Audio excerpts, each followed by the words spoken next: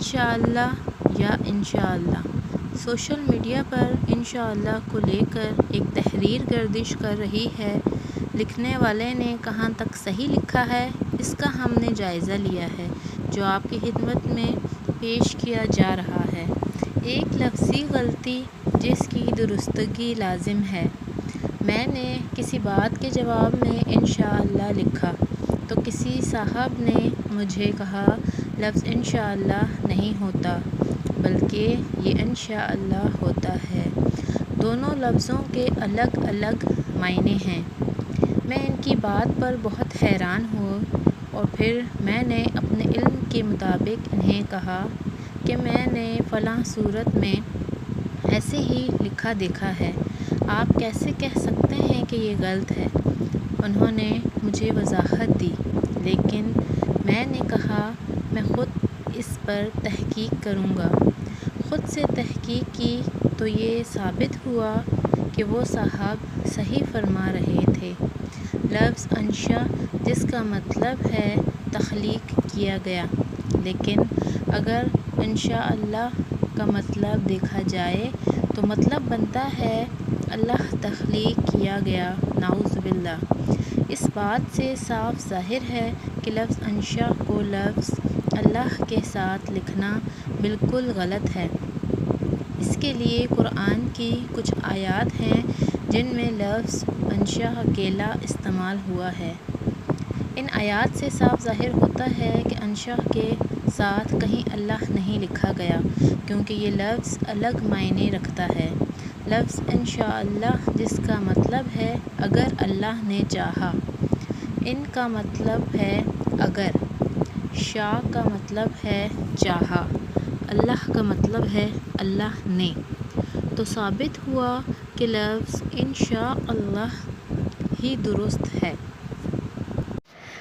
جیسا کہ کچھ آیات میں بھی واضح ہے۔ قرآن کریم میں سورہ بقرہ 70، سورہ یوسف 99، سورہ کہف 69، سورہ قصص 27 کی ان آیات سے ثابت ہوتا ہے کہ لفظ انشاءاللہ کا مطلب ہے اگر اللہ نے چاہا۔ انگریزی میں یوں لکھا جا سکتا ہے انشاءاللہ۔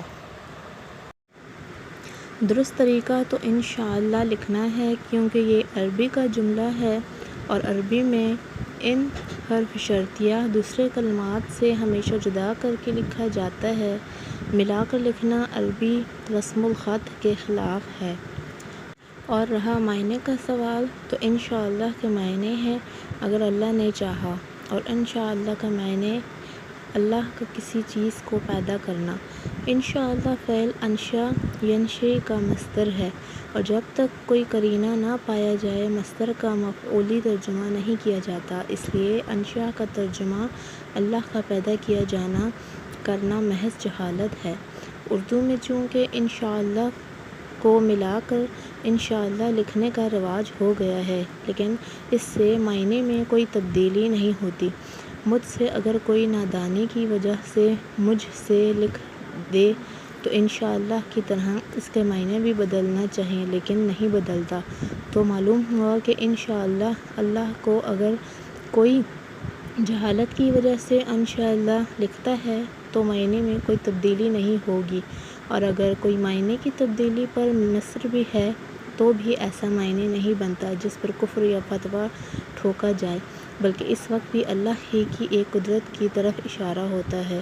انشا کے معنی پیدا کرنا، تخلیق کرنا ہے، اس کا ترجمہ تخلیق کیا گیا کرنا بالکل درست نہیں۔ قرآن کی جتنی آیات پیش کی گئی ہیں سب کے معنی میں انشاءاللہ کا ترجمہ پیدا کرنا اور تخلیق کرنا ہی ہے، اور یہ کہنا کہ لفظ انشا کو اللہ کے ساتھ لکھنا بالکل غلط اور کفر ہے، جہالت کی انتہا ہے، کیونکہ قرآن میں جہاں جہاں انشا آیا ہے اس کا فعل اللہ ہی سے ہے۔ ان تمام آیتوں میں اگر انشاء کا فعل اللہ کے علاوہ کسی اور کو بنا دیا گیا تو کفر ہو جائے گا۔ خلاصہ یہ ہے کہ انشاءاللہ کو کفر بتانے والا انتہائی درجے کا جاہل تھا، اسے صحیح ترجمے کا علم بھی نہ تھا، اس لیے اس تحریر کو لائق الاعتماد نہ سمجھا جائے۔ اگر ویڈیو اچھی لگی ہے تو اسے لائک اور شیئر کریں اور چینل کو سبسکرائب کریں۔